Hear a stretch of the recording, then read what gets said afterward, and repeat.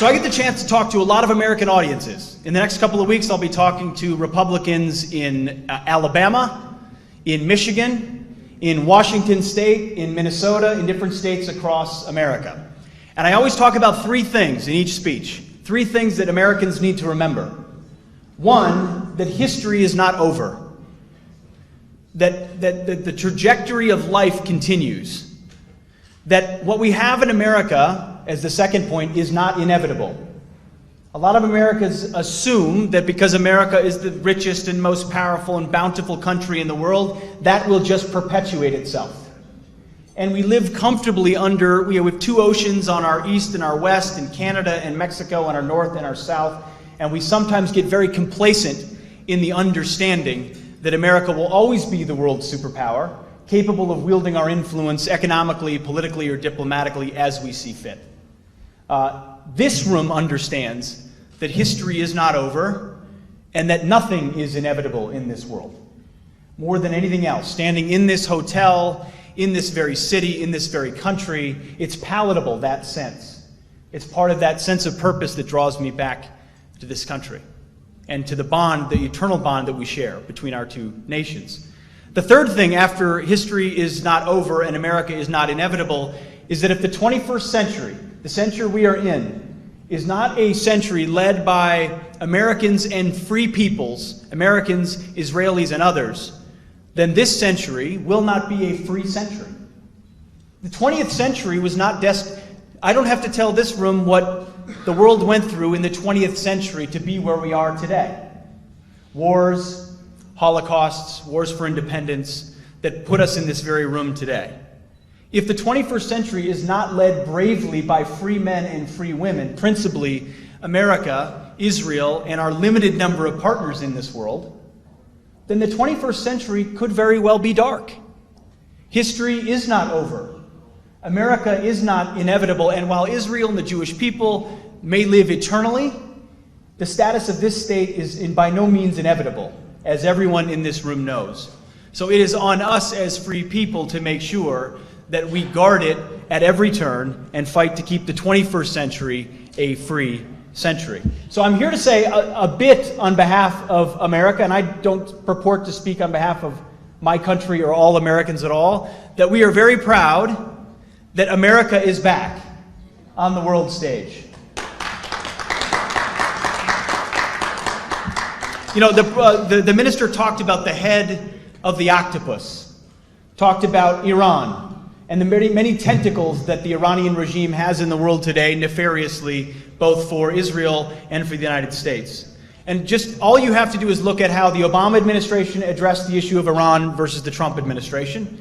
And of course, the Obama administration did everything they could to strike a horrific deal that creates an inevitable path to nuclear weapons, funding to the tunes of billions of dollars the hateful terrorist Iranian regime seeking death to America and death to Israel, as well as the continuation of development of missiles with the capability of a nuclear capacity which threaten the very existential existence of America. That is what the Obama regime gave the world. Obama administration, I should say. Freudian slip. The Trump administration, by contrast, has called out from day one the actions of the Iranian regime and stood steadfast by our Israeli partners, creating a moment that has brought about the opportunity for the declaration that came just months ago of Jerusalem as the eternal and undivided capital of Israel. And I'm very proud of what our president has done. But America is back because our president is willing to speak truth, not just about the truth that we've all known for millennium, but certainly for decades as American policy, that Jerusalem is the capital of Israel, but the truth that without investment of our partners, NATO is irrelevant. The truth that without using every power at our means, ISIS will not be destroyed, and we must seek to absolutely and completely obliterate them. The truth that Europe, as Ken pointed out so aptly, is a museum soon to be drowned out by radical Islam and Islamism, should they not address their lack of sovereignty, their demographic problems, and their inability to defend their culture. Those truths need to be reiterated. The truth of trade and bad trade deals, the truth of North Korea and their nuclear Armageddon that they proposed, the truth of the fake news media, which was mentioned before. I am very proud to work for the Fox News Channel in the United States of America.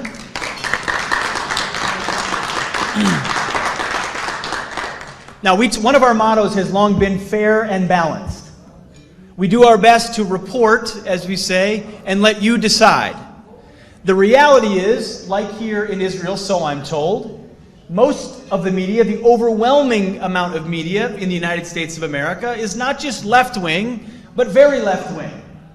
And giving a free pass to the Obama administration for an entire 8 years, while seeking every single day to do everything they can to undermine the duly elected President of the United States, Donald Trump. To the point where here we are, 13 months after the election of a new president, 13 months after the election of a new commander-in-chief, and Bob Mueller's special counsel, which I'm sure all of you have read about, seeking to investigate Russian collusion, what have they found out?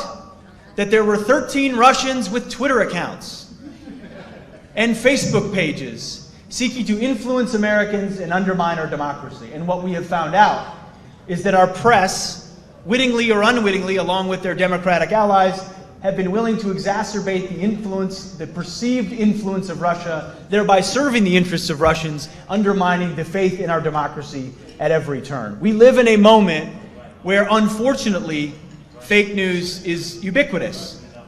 No country has suffered more detriment of fake news than the state of Israel. Which is why this is my third trip here to Israel. I was here in 2013, here in 2016, here again.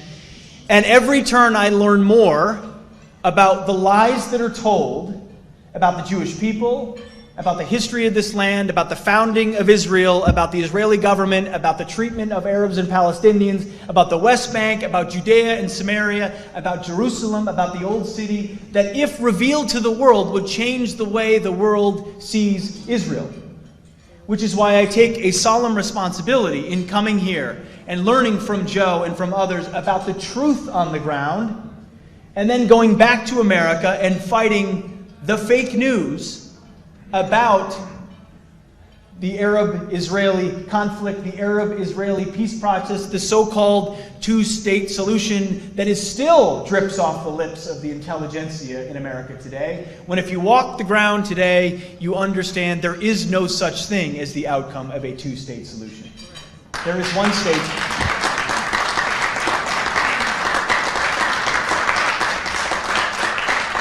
And what I love about this group is the eternal optimism in the belief of the Jewish people, of the scripture, of this land, and the understanding that for years, if not this year in Jerusalem, then next year in Jerusalem, but we are here in Jerusalem.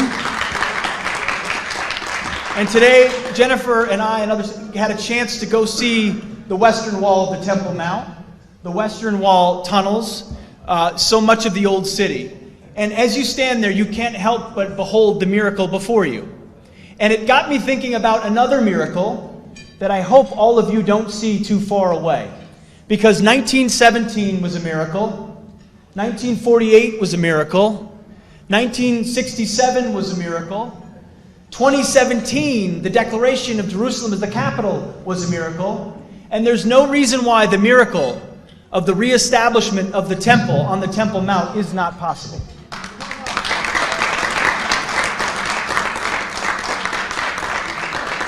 I don't know how it would happen. You don't know how it would happen, but I know that it could happen.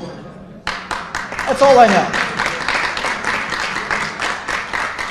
And a step in that process, a step in every process, is the recognition that facts and activities on the ground truly matter. And that's why going and visiting Judea and Samaria, understanding that sovereignty, the very sovereignty of Israeli soil, and Israeli cities, locations, is a critical next step to showing the world that this is the land for Jews and the land of Israel.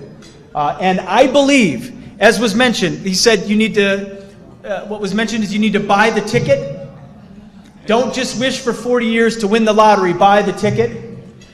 I would submit to you, in light of the support you have in Washington, D.C., the support you have amongst patriotic Americans, amongst evangelical Christians, amongst believers, amongst Republicans, even amongst some Democrats who can barely say it anymore in Washington. Buy the ticket, take your action, do what needs to be done here in Israel, because I truly believe this is a moment where America will have your back. You have Donald Trump in the White House, you have Mike Pence as Vice President, you have Nikki Haley at the UN, you have true believers in Israel and America that have your back. So thank you for this honor for this evening, Dr. Joe Frager, everyone here. God bless you, and God bless the state of Israel. Thank you.